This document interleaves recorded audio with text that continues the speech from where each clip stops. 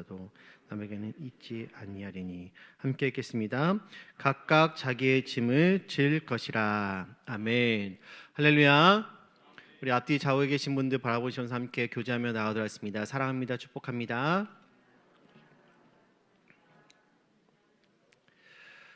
오늘도 살아있는 하나님의 말씀, 우리의 마음과 생각이 새롭게 되기는 그런 시간 되길 간절히 사모합니다. 계속해서 갈라디아서 말씀 나누고 있습니다. 오늘은 13번째 시간으로 그리스도의 법을 성취하라라는 제목을 가지고 함께 은혜를 나누기를 소망합니다. 예수 그리스도를 영접하기 전 세상의 권세 아래서 살아갔던 성도들은 이전에는 세상의 법을 따랐을지는 모르지만 이제 구원받고 새로운 삶을 살게 되었기 때문에 그리스도의 법을 따라야만 합니다. 하지만 그리스도의 법을 우리의 삶 속에서 실천한다는 것은 생각보다 많은 갈등과 어려움이 있습니다. 왜냐하면 우리는 예수 그리스도를 믿음으로 구원을 받았지만 주께서 이 땅에 다시 오시기 전까지 우리는 날마다 구원을 이루기 위해서 살아가야 하기 때문인 것이죠. 그렇게 하지 않으면 우리 안에 있는 죄가 어느 순간 고개를 쳐들고 우리가 틈을 보이는 그 순간을 놓지 않고 우리로 하여금 죄를 짓도록 만들기 때문입니다. 세상 속에서 살아갈 때는 어떻게 하면 세상의 법을 따라갈 수 있을지 고민하지 않아도 되었습니다. 왜냐하면 죄의 자녀였기 때문에 우리가 하는 모든 것들이 죄의 결과로 나타나는 행동이기 때문이죠. 하지만 주의 자녀가 된 지금 우리는 그리스도의 법을 성취하기 위해서 부단히 노력하지 않으면 우리는 그리스도를 거역하는 행동을 누가 가르쳐주지 않아도 탁월하게 할 수 있는 존재라는 사실을 우리는 기억을 해야만 하는 것입니다. 특별히 오늘 본문은 성령의 열매를 이뤄낼 것을 말했던 사도 바울이 이제 공동체 안에서 해야 할 그리스도의 법에 대해서 이야기를 나누고 있습니다. 오늘 본문을 통해 우리가 이루어야 할 그리스도의 법은 무엇이며 어떻게 해야 그리스도의 법을 성취할 수 있는지를 함께 살펴보며 고민하는 시간 되기를 원합니다. 우리 먼저 본문 1절 말씀 함께 읽어보도록 하겠습니다. 6장 1절 말씀 함께 보겠습니다. 시작. 형제들아, 사람이 만일 무슨 범죄한 일이 드러나거든 신령한 너희는 온유한 심령으로 그러한 자를 바로잡고 너 자신을 살펴보아 너도 시험을 받을까 두려워하라. 아멘. 바울은 구체적인 권면을 시작을 하면서 형제들아라고 부르고 있습니다. 바울이 이렇게 부르는 방식은 특별히 바울이 특별한 주의를 기울이게 하려고 할 때 자주 사용했던 그런 표현입니다. 바울은 지금 형제들에게 이 말씀을 하고 있습니다. 주님 안에서 형제된 자들에게, 복음을 듣고 주님을 믿어 주님을 따르고 있는 교회에게 오늘 우리가 읽었던 이 1절 말씀처럼 명령을 하고 있는 것이죠. 특별히 바울은 지금 어떤 형제의 죄에 대해서 교회가 어떻게 다뤄야 할지를 말씀하고 있는 것입니다. 죄는 개인적인 일인데 왜 그걸 교회가 간섭하냐라고 우리가 말할 수 있을까요? 그럴 수 없다라는 것이죠. 죄는 각 사람이 은밀하게 지을 수 있지만 성도는 교회의 머리 되시는 그리스도를 중심으로 이루어진 한 몸이기 때문에 결국 죄는 개인으로 시작해서 전체에게 영향을 주게 되는 것입니다. 그래서 고린도전서에서 사도 바울은 한 지체가 고통을 받으면 모든 지체가 함께 고통을 받고 또 한 지체가 영광을 받으면 모든 지체가 함께 즐거워한다라고 이야기한 것이죠. 교회는 하나의 공동체이며 가족이기 때문에 한 지체의 죄는 교회 전체의 일이 될 수가 있는 것입니다. 그래서 교회는 책임 있게 죄를 다루어야만 하는 것이죠. 교회가 죄를 잘못 다루거나 또 죄를 방치하거나 죄를 그냥 내버려 두면 죄는 결국 전체에게 영향을 주고 교회를 병들도록 만드는 것입니다. 그래서 모두에게 고통이 되는 것이죠. 그래서 우리는 바울이 갈라디아 교회에게 했던 말씀에 귀를 기울이고 그 명령을 오늘 우리의 마음 가운데 새겨야 될 줄 믿습니다. 우리에게 주어진 첫 번째 명령은 바로 잡고라는 것입니다. 좀 더 명령처럼 들리도록 말하면 바로 잡으라는 것이죠. 우리 가운데 누군가가 죄를 범했을 때 음행과 더러운 것과 호색과 우상 숭배와 주술과 원수 맺는 것과 분쟁과 시기와 분냄과 당짓는 것, 분열함과 이단과 투기와 술 취함과 방탕함 뿐만 아니라 그와 같은 것들이 누군가의 삶에 나타난다면 우리는 바로 잡아야 한다라는 것입니다. 그렇다면 바로 잡으라는 명령이 무슨 뜻일까요? 우리는 바로 잡으라는 명령이 무슨 뜻인지를 무엇을 말하는지를 분명히 알아야 하는 것입니다. 여기 말씀에서 바로 잡으라는 단어의 의미는 고장난 부분을 고쳐서 원래의 기능, 바로 원래의 기능을 할 수 있도록 수리하는 것을 이야기합니다. 그래서 사람에 대해서는 회복이라고 이야기할 수 있는 것이죠. 곧 바로 잡으라는 이 말은 회복을 말하는 것이라는 이야기입니다. 이 단어는 당시에 뼈가 어긋났거나 빠졌을 때 다시 뼈를 맞추어서 원래 자리에 두는 것을 말할 때 사용했다고 합니다. 뼈가 빠졌을 때 그냥 두면 어떻게 될까요? 시간이 지나면 괜찮아집니까? 빠진 뼈를 그냥 두면 계속해서 고통을 느끼게 됩니다. 그리고 그 뼈는 절대로 원래 일을 할 수가 없게 되죠. 해야 할 일을 하지 못하고 계속해서 고통 가운데 있게 되는 것입니다. 이렇게 빠진 뼈를 다시 원래 자리로 옮기는 것이 바로 잡는다라는 것이죠. 다시 원래 역할을 할 수 있도록 정상적인 생활을 할 수 있도록 회복시키는 것이 바로 잡는 것이다라는 이야기입니다. 그러므로 우리는 죄에 빠진 형제를 또 죄에 빠진 자매를 바로 잡아야 합니다. 우리는 누군가에 대해 죄에 대해서 나에게 직접적인 영향이 없으면 괜히 참견하고 싶지 않다라는 그런 생각을 할 수도 있습니다. 그래서 아무것도 하지 않을 수도 있죠. 그냥 방관하게 되는 것입니다. 그러면서 마음속으로는 그 사람에 대해서 정죄할 수도 있습니다. 어떻게 저럴 수 있지? 어떻게 저런 일을 하고서 교회에 나올 수 있지? 그 사람을 멸시할 수도 있는 것이죠. 뿐만 아니라 혼자 알고 있기에는 아까우니까 다른 누군가를 끌어들여서 함께 그 사람을 비난하며 욕할 수도 있습니다. 원망과 비방으로 이야기꽃을 피울 수도 있는 것이죠. 하지만 우리가 해야 할 일은 방관하거나 정죄하고 비방하는 것이 아니라 바로잡는 일이라는 사실입니다. 죄에 빠진 지체를 회복시켜서 정상적으로 생활할 수 있도록 돕는 일을 우리가 해야 한다는 것이죠. 이것이 사도 바울을 통해서 하나님께서 우리에게 주신 명령이라는 것입니다. 우리가 바로잡는 일을 할 때 어려움은 없을까요? 아닙니다. 뼈를 맞출 때를 생각해 보시기 바랍니다. 뼈를 맞출 때 그에 따른 고통이 있습니다. 어긋난 뼈를 다시 맞추고 빠진 뼈를 원래 자리에 옮기려면 잠깐이지만 고통을 참아야 하는 것이죠. 우리가 범죄한 형제를 바로잡는 일도 바로 그와 같다는 것입니다. 잠깐의 아픔이 있을 수도 있고 불편함을 감수해야 할 수도 있습니다. 그렇더라도 우리는 바로 잡는 일을 해야만 한다는 것이죠. 그냥 두면은 정상적으로 올바르게 생활할 수 없기 때문입니다. 그냥 두면 계속해서 그 지체는 고통 가운데 지내야 하기 때문이죠. 이 명령을 실제로 순종하기 위해서 우리는 어떻게 해야만 할까요? 오늘 세 가지 질문을 통해서 함께 살펴보기 합니다. 세 가지 질문은 언제 바로 잡아야 하는지, 또 누가 바로 잡아야 하는지, 그리고 어떻게 잡아야 하는지입니다. 먼저 첫 번째로 언제 바로 잡아야 할까요?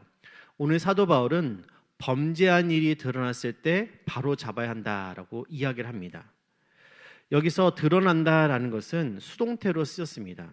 무슨 말이냐 하면 내가 다른 형제의 범죄한 일을 드러내는 것이 아니라 그 범죄한 일이 드러났을 때라는 이야기입니다. 내가 드러내는 것이 아니라는 것이죠. 우리는 모두 완벽하지 않습니다. 부족하고 연약한 부분이 있죠. 우리는 살면서 죄에 넘어질 수도 있고 죄에 빠질 수도 있습니다. 우리의 삶에서 죄가 없을 때는 없는 것이죠. 그런데 그런 연약한 사람들이 모여서 서로를 감시하고 있다면 여러분들 어떨까요? 뭐라도 하나 찾으려고 혈안에 대어서 눈을 부릅뜨고 감시하고 있다면 어떠한 일들이 발생할까요? 마치 먹잇감을 노려보고 있는 맹수처럼, 마치 청문회를 하는 것처럼 어떻게든 그 사람의 죄를 찾아내고 또 이를 통해서 꼬투리를 잡으려고 서로가 서로에 대해서 그렇게 애를 쓴다면 그 공동체는 어떻게 될까요? 그건 교회가 아니라는 것입니다. 교회는 서로의 죄를 들추어내고 또 서로의 죄를 폭로하는 것이 아니라는 것이죠. 우리는 성령님의 역사로 한 몸이 되었고 또 같은 주님을 섬기는 바로 한 가족임을 우리는 기억해야만 하는 것입니다. 그렇기 때문에 우리는 죄를 드러내기 위해서 노력하는 것이 아니라 드러난 죄에 대해서 그 죄를 바로잡기 위해서 노력해야 한다는 것이죠. 우리가 생각할 것은 죄를 지적하고 잘못을 알려주는 일보다 죄를 덮어주고 감싸주는 것이 더 효과적일 수 있다는 것을 우리는 기억해야 한다는 것입니다. 왜냐하면 바로 우리 주님께서 그렇게 하셨기 때문이죠. 누군가의 죄가 드러났을 때 그 사람을 범죄자로 보는 것은 누구나 할 수 있는 일입니다. 저 사람은 범죄한 사람이야. 저 사람은 저런 죄를 졌어. 저 사람은 저런 잘못을 지었어. 저 사람은 저런 일들이 있었대 라고 말하는 건 누구나 할 수 있다는 것이죠. 하지만 우리는 조금 다르게 생각해야만 합니다. 저 사람도 죄로 인해 피해자라는 사실을 우리는 기억해야 한다는 것이죠. 단순히 범죄한 사람으로만 보는 것이 아니라 저 사람도 죄의 유혹에 넘어가서 죄라는 덫에 붙잡힌 불쌍한 영혼이라는 사실을 우리는 기억해야 한다는 것입니다. 우리는 죄를 절대로 가볍게 여겨서는 안 됩니다. 죄는 어디까지나 죄라는 것이죠. 하지만 동시에 우리는 죄를 범한 형제가 나와 같은 하나님의 자녀라는 사실을, 또 우리와 한 몸을 이룬 교회라는 사실을, 주님 안에서 한 가족이라는 사실을 잊지 말아야 될 줄 믿습니다. 우리 중 누구도 죄에 대해서 자유로울 수가 없습니다. 우리 모두는 언제든지 죄에 넘어질 수 있는 연약한 자임을 기억해야 한다는 것이죠. 그렇게 할 때 우리는 겸손히 다른 사람을 회복해야 하는 일을 시작할 수 있다는 것입니다. 그렇다면 두 번째로 누가 이런 일이 발생했을 때 바로잡아야 하는 것일까요? 바로 사도 바울은 신령한 사람이 바로잡아야 하는 일을 해야 한다라고 이야기를 하고 있습니다. 그렇다면 신령한 사람의 기준은 무엇일까요? 지난 시간에 나눈 갈라디아서 5장을 배경으로 살펴본다면 신령한 사람이란 성령에 속한 사람이다라고 말할 수가 있습니다. 성령의 열매를 맺는 사람, 성령의 인도하심을 받아서 성령으로 사는 사람, 그렇게 성령으로 행하는 사람이 바로 오늘 사도 바울이 말하고 있는 신령한 사람이라는 것이죠. 성령으로 사는 신령한 사람이 형제의 죄를 바로잡는 일을 해야 한다라는 것입니다. 여기까지의 말씀을 들으면 우리는 겸손하게 이런 생각을 할 수도 있습니다. 나는 하지 말아야겠구나. 나는 하면 안 되는 일이구나. 교회의 일꾼이나 성숙한 어른들이 해야 하는 일이구나. 그렇다면 바울이 오늘 이 말씀을 이런 의도로 신령한 너희라고 말씀을 기록했던 것일까요? 그렇지 않다는 것입니다. 죄를 다루는 일은 분명 조심스러운 일이기 때문에 신령한 사람, 다시 말하면 영적으로 성숙한 사람들이 하는 것이 좋다라는 것이죠. 하지만 여기서 바울이 의도하는 것은 교회의 모든 지체가 성령의 열매를 맺는 자이기 때문에, 다시 말하면 성령님이 모든 지체 아래서 역사하고 또 인도하고 계시기 때문에 교회의 모든 지체가 성령으로 행하는 자가 되어서 함께 감당하라라는 것입니다. 서로가 서로에게 신령한 자가 되어야 한다는 것이죠. 우리들 각자는 더 가까이 지내고 더 편하게 생각하는 사람들이 있습니다. 교회 안에 모두 다 서로가 서로에게 그런 친밀한 관계면 좋겠지만 연령이나 성별이나 성향이나 사는 곳이나 환경이나 하는 일이나 다양한 조건에 따라서 어쩔 수 없이 더 많이 교제하고 더 많은 시간을 보내며 더 가까이 지내는 지체들이 있기 마련입니다. 지체마다 서로 친밀함에 있어서 차이가 있다는 것이죠. 그래서 어느 지체에 대해서는 내가 다른 사람보다 더 잘 알 수도 있는 것입니다. 어떤 형제나 어떤 자매의 죄에 대해서 그렇기 때문에 다른 사람보다 내가 먼저 더 알게 될 수도 있는 것입니다. 그러면 어떻게 해야 할까요? 그때마다 교회 목자들에게 와서 저 자매 이런 죄가 있는데 좀 바로 잡아주세요. 저 형제 저번에 이런 일을 했대요. 그냥 두면 안 될 것 같습니다. 때마다 시시마다 이렇게 고자질하면서 다녀야만 하는 것일까요? 물론 어떤 죄에 대해서는 빨리 그렇게 해야 되는 경우도 있습니다. 하지만 어떤 죄는 내 안에 계신 성령님을 의지하는 가운데 내가 지체의 죄를 바로 잡아야 할 때도 있다라는 것입니다. 이처럼 바로 잡는 일을 하지 않으려고 해서 어려움이 되지만 어떤 경우는 반대로 너무 많이 해서 문제가 되기도 합니다. 가장 흔한 경우는 부부 사이에 그렇다는 것이죠. 부부끼리 그런 실수를 하기가 쉽습니다. 부부는 서로가 서로에게 누구보다 이러한 역할을 잘할 수 있는 사이인데 때로는 너무 많이 해서 문제가 되기도 하는 것이죠. 그때 무엇을 생각해야 할까요? 오늘 사도 바울이 말한 것처럼 신령한 너희를 생각해야 한다는 것입니다. 신령한 자가 이런 일을 해야 한다는 것을 우리는 기억해야 한다는 것이죠. 쉽게 얘기해서 내가 지금 성령님을 의지하는 가운데 바로 잡으려고 하는 것인가, 아니면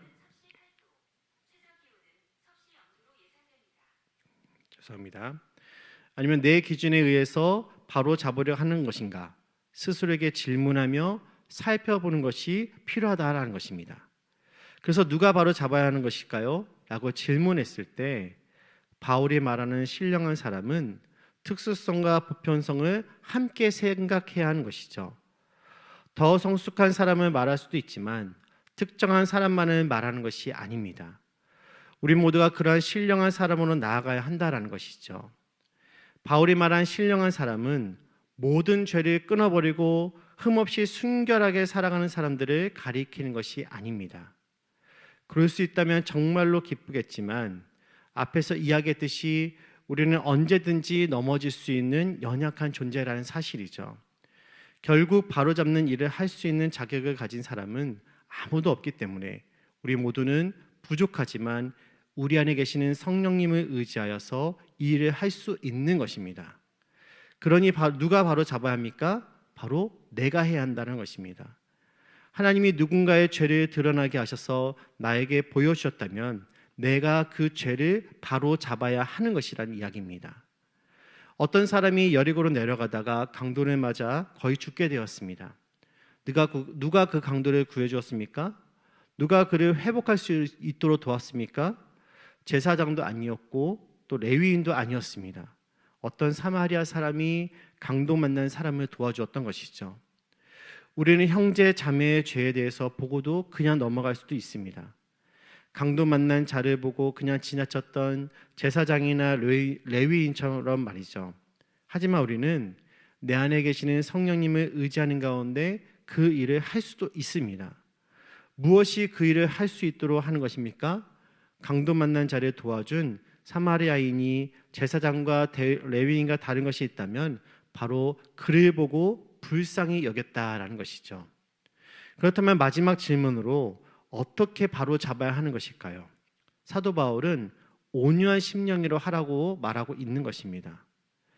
형제의 죄를 바로 잡는 것은 나의 어떠함을 드러내려고 하는 것이 아닙니다. 온유한 마음으로 형제를 불쌍히 여기는 마음으로 나도 언제든지 그 형제처럼 죄에 넘어질 수 있는 연약한 자임을 알고 겸손한 태도로 그를 도와주기를 원하는 것이죠. 주님 안에서 한 가족이기 때문에 주님으로 말미암아 한 몸 된 지체이기 때문에 죄로 인해 고통당하는 형제를 보고 마음 아파하고 안타까워하며 도와주기를 원하는 것입니다. 그래서 온유함은 바로 잡는 일을 할 때 꼭 필요한 덕목인 것이죠. 온유함은 바로 성령의 열매인 것입니다. 성령님이 내 안에 계셔서 역사하실 때 이 온유함이 드러납니다. 성령님이 내 안에 계셔서 온유함이라는 열매를 맺고 있을 때, 그럴 때 우리는 신령한 자로서 죄를 바로 잡는 일을 할 수 있는 것입니다. 그렇다면 내가 온유한 사람인지를 어떻게 알 수 있을까요? 좋은 방법이 하나 있습니다. 바로 다른 사람이 나의 잘못을 지적했을 때 내가 어떻게 반응하는가입니다. 나의 잘못이나 고쳐야 될 부분을 지적받았을 때, 누군가로부터 그런 충고를 듣게 되었을 때 여러분들은 어떻게 반응하고 계십니까? 누군가가 예의를 갖추고 조심스럽게 이야기를 한다 하더라도 그 자체는 유쾌한 일이 아닐 것입니다. 그런데 나와 관계가 좋지 않은 사람이 나에게 충고를 한다면 여러분들은 어떻게 하십니까? 그냥 무시하십니까? 아니면 좋은 충고로 듣고 자기 자신을 돌아보십니까? 상대방의 좋지 않은 말도 좋게 받아들일 수 있는 그것이 바로 온유함이라는 것이죠. 나에게 그러한 온유함이 있다면 다른 사람의 죄에 대해서도 그러한 태도로 바로 잡을 수가 있는 것입니다.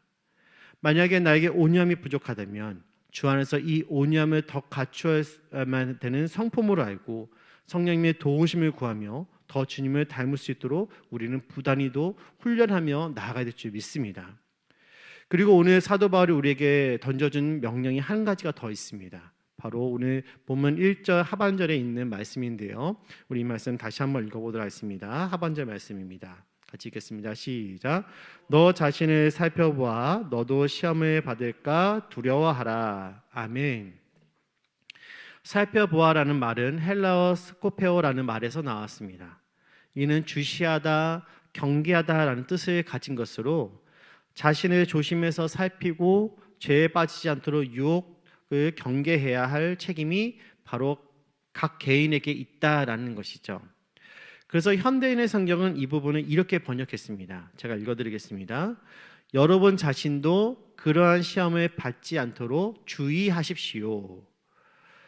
회복을 위해 수고하는 사람은 자신이 유혹에 빠지지 않도록 주의해야 하는 것입니다. 다른 사람의 죄를 다룰 때마다 눈을 크게 뜨고 나 자신을 더 부지런하게 살펴야 하는 것이죠. 우리도 쉽게 죄의 유혹에 넘어갈 수 있기 때문입니다. 나도 얼마든지 죄에 빠질 수 있음을 기억하며 우리도 주의해야 하는 것이죠. 시험은 때와 장소를 가리지 않습니다. 시험은 언제든 어디서든 우리를 찾아와서 우리를 넘어뜨릴 수가 있는 것이죠. 그러므로 조심하지 않으면 우리도 얼마든지 죄에 넘어갈 수가 있는 것입니다. 범죄한 형제와 동일한 죄의 유혹을 받을 수도 있고 뿐만 아니라 범죄한 형제를 보고 판단하며 정죄해야 하는 죄를 우리는 범할 수도 있는 것입니다. 범죄한 형제와 비교하면서 우월감을 느끼며 자만할 수도 있는 것이죠. 우리가 이렇게 오늘을 살아가며 주님 안에서 자유를 누리며 성령님이 함께 하심을 경험하며 살 수 있는 것은 바로 주님의 은혜임을 우리는 기억해야 될 줄 믿습니다. 내가 뛰어나서가 아니라 주님이 하신 일이며 주님이 함께 하신 결과 때문에 오늘 내가 이렇게 살 수 있게 되었다라는 것이죠. 그러므로 죄에 넘어진 형제를 보면서 우월감에 빠져 형제를 멸시한다면 나 또한 죄를 범하게 되는 것입니다. 죄의 유혹에 넘어가게 된 것이죠. 죄에 빠진 형제를 도우려고 하다가 오히려 내가 죄에 빠지는 일이 생기지 않도록 그럼 우리는 날마다 자기 자신을 살펴보면서 주의해야 될 줄 믿습니다. 이제 말씀을 정리하도록 하겠습니다. 우리에게는 오늘 바로 잡아라라는 명령이 주어졌습니다. 언제 바로 잡아야 할까요? 범죄한 일이 드러나거든 바로 잡아야 합니다. 누가 바로 잡아야 합니까? 신령한 우리가 바로 잡아야 하는 것이죠. 어떻게 바로 잡아야 합니까? 온유한 심령으로. 그리고 기억해야 할 또 다른 명령은 우리도 죄에 빠지지 않도록 주의해야 한다라는 것입니다. 여러분, 우리는 한 교회로 주님을 섬기고 있습니다. 한 주님을 섬기며 한 몸을 이루고 있는 것이죠. 한 가족으로 서로를 돌보며 우리는 함께하고 있습니다. 그렇게 함께 살아가면서 때로는 누군가의 죄를 발견하기도 하죠. 때로는 그 죄가 우리 가운데 들어와서 우리를 힘들게 하기도 합니다. 그럴 때 우리는 어떻게 합니까? 서로에 대한 책임을 다하기 위해서 바로 잡으며 서로 함께 죄를 짊어지고 가야 되는 것입니다. 하나님이 가인에게 이런 질문을 하셨습니다. 내 아우 아벨이 어디에 있느냐? 가인이 어떻게 대답했죠? 자신은 모른다라며 거짓말하면서 내가 내 아우를 지키는 자입니까? 라고 하나님께 반문했습니다. 자신의 아우를 죽인 가인의 이 무책임한 말에 대해서 어떻게 생각하십니까? 그런데 우리도 하나님 앞에서 다른 지체의 죄에 대해서 비슷한 말을 할 수도 있다는 것이죠. 내가 내 형제를 지키는 자입니까? 내가 내 자매를 지키는 자입니까? 사랑하는 성도 여러분, 우리는 형제를 지키는 자인 줄 믿으시기 바랍니다. 우리는 자매를 지키는 자들이라는 사실입니다. 우리는 서로를 지키는 자들입니다. 서로가 서로를 지키고 죄로부터 돌이킬 수 있도록 바로 잡아야 줘야 한다라는 것이죠. 온유한 마음으로 죄로 고통받고 있는 지체들을 회복시켜야 한다라는 것입니다. 서로를 사랑으로 돌아보고 또 서로를 섬겨야 하는 것입니다. 누군가 죄에 빠져서 헤어나오지 못한다면 우리는 그를 붙잡아서 일으켜야 될 줄 믿습니다. 우리는 서로에 대해서 그러한 책임이 있는 관계라는 것이죠. 실제로 우리가 죄를 바로잡는 일을 할 때 쉽지 않을 것입니다. 막상 어떤 말로 어떻게 도와줘야 될지 막막할 수도 있습니다. 내가 그렇게 다가갔을 때 상대방이 그것을 어떻게 받아들일지 또 어떻게 반응할지 걱정이 되기도 합니다. 더 안 좋아지는 것은 아닐까? 이 일로 관계가 깨지게 되면 어떻게 할까? 우리는 걱정이 앞설 수도 있는 것이죠. 하지만 우리가 온유한 마음으로 그러한 일을 하고자 한다면 성령님이 역사하셔서 선하신 뜻을 이루실 줄 믿습니다. 나의 능력이나 나의 지혜나 나의 어떠함으로 되는 일이 아니라 성령님께서 함께 하셔서 그 뜻 안에서, 그분의 뜻 안에서 아름답게 그분의 일을 성취하게 되는 것이죠. 그러므로 우리는 이러한 일들에 대해서 의사와 검사를 기억할 수 있기 원합니다. 우리는 죄에 대해서 의사가 되어야 한다는 것이죠. 범죄한 형제를 죄로 인해서 병든 자로 보고 불쌍히 여기고 함께 아파하며 그가 다시 영적으로 건강을 되찾을 수 있도록 우리는 수고해야 한다는 것입니다. 하지만 잘못하면 우리는 교회에서 검사가 될 수도 있는 것입니다. 죄를 들춰내고 그 대가를 치르기 바라는 마음을 우리 마음속에 품을 수도 있는 것이죠. 여러분, 우리 주님이 우리에게 어떠한 분으로 오셨습니까? 주님은 우리에게 검사의 모습이 아닌 의사의 모습으로 오셨음을 기억할 수 있기 원합니다. 우리를 불쌍히 여기시고 우리의 죄를 치료하여 주셨습니다. 그러니 우리도 누군가에 대해서 그렇게 해야 하지 않을까요? 여러분, 아무리 검사가 되고 싶다 하더라도 의사가 되기를 원하는 그런 성도 여러분 되기를 간절히 원합니다. 힘들더라도 아픔이 있더라도 죄에 빠진 형제를 회복하신 일을 할 수 있기를 원합니다. 저와 여러분 모두가 예수님께서 그러하셨던 것처럼 죄에 빠진 형제를 또 자매를 회복시키는 일에 귀하게 쓰임받을 수 있기를, 그래서 우리 북북교회가 주께서 기뻐하시는 교회가 되기를, 건강한 교회 공동체가 될 수 있기를 간절히 소망합니다.